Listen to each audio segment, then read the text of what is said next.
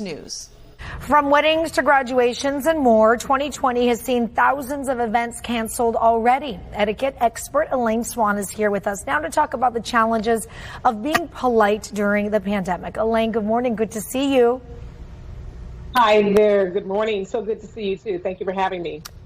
I think we're all starting to get a little bit more used to how we say hello. The first few days, our hands were like, what do we do? And now people are starting to get it. There are new normals for greeting people.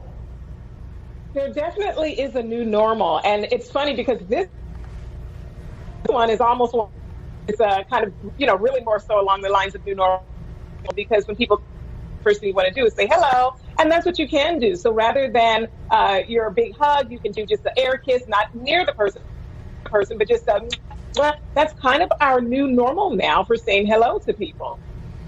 What are the best ways to say hello to people? I had an urge. I ran into some people that I haven't seen in a while, and I haven't touched anybody for so long. I just wanted to tap their toe and just say hello, just to have that contact. You do.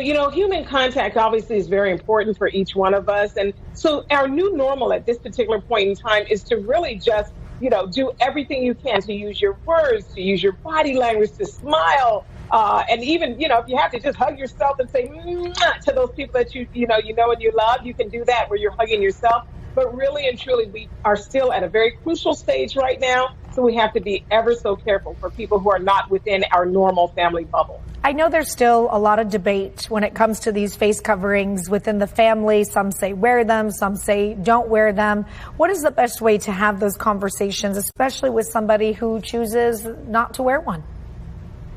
Sure. So for the folks who choose not to wear a mask, I say just let crazy be crazy and don't try to force people or police people into doing something they don't want to do. We all see the results of it, and it's happening either every weekend or every other day. Now, for those who we're inviting to our home or we're going to spend time with, my recommendation is that you have a conversation with those folks beforehand and let them know that we plan on wearing our face coverings. We're asking that everyone does, when they come, and when they arrive or when you all get together. If they don't, then that's when you have to have that hard conversation and say, hey, listen, if we're going to spend time together, we're going to need you to put your face covering on. If not, we'll have to just wait until another time. But this is a time for you to be very, very firm and direct with those who are I know you want to talk. Your social. Yeah, I know you want to talk, Elaine, a little bit about major events too. But what kind of major events should one be having right now? I thought we're all supposed to be social distancing and not gathering. Yeah, sure. We are be social distancing and not gathering. And so some events that you may have is, let's say, for example, you do decide that you're going to have a wedding, and some people are having smaller gatherings as far as weddings are concerned, and some outdoor backyard barbecues or some events that can take place as well. And then how do you handle that? Do you just lay down the line and say these are the guidelines and these are the rules? Oh, yeah, sure. You lay down the line, you lay down those guidelines, and make sure that you voice your concerns and you voice the guidelines. Now, some events are being canceled right now, too, and because of COVID. So right now, many of us are having to make that dreaded phone call or send out the email to tell folks that maybe the wedding is not going to take place as it normally would, or maybe it's been downsized.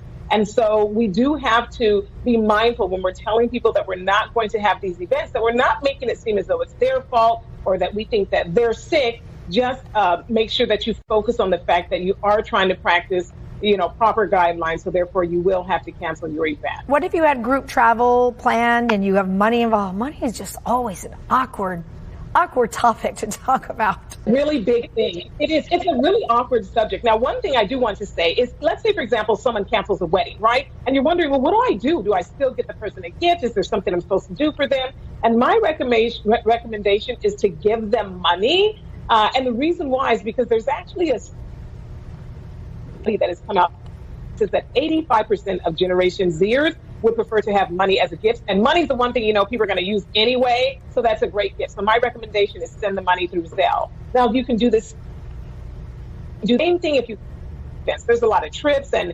excursions and activities that we've had to cancel that were group things. So the best way to handle that money talk is to assign one person to kind of disperse all of the refunds to everybody. So have that one person collect all of the money from each individual, just using Zelle because it's really super safe and fast and it's easy to use. It's already in your mobile banking app. Assign that one person to do it. So this way you have a really great streamlined means of communication. One person gets all the money back and one person sends everyone their money. That way it's not so awkward, because that's the thing that we're doing right now, is trying to avoid awkward situations where people aren't quite sure what's going on. But when money winds up in somebody's account, you're good to go. So that way it doesn't have to be really icky. Because the thing is, we want to make sure that we're making great decisions so that when we're on the opposite side of this, all of our relationships are still intact. We sure want that. All right, Elaine Swann, always good to see you. Thank you for your time. My pleasure.